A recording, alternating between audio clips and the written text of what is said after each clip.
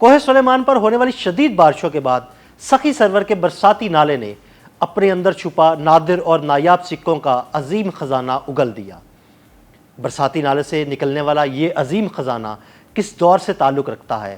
آئیے اس کے اسرار سے پردہ اٹھاتے ہیں۔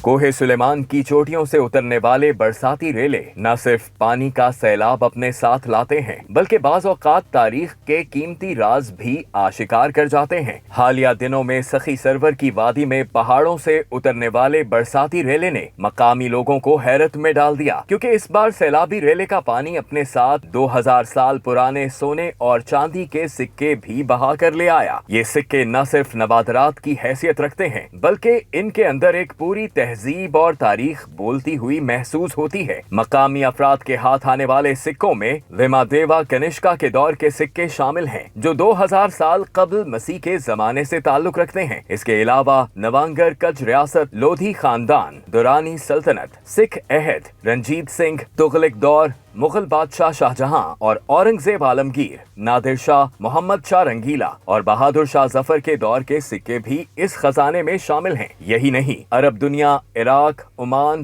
خراسان سمیت وسطی ایشیا کے ممالک کے صدیوں پرانے سکے بھی اس برساتی ریلے میں دریافت ہوئے۔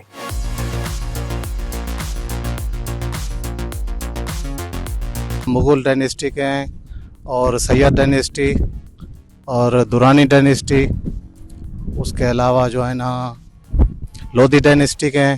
یہ تقریباً 2000 سال پرانے ہیں۔ کشان کوئنس سونے چاندی دے سکے ملدن، زیورات پورے ملدن، ہیرے موتی ملدن۔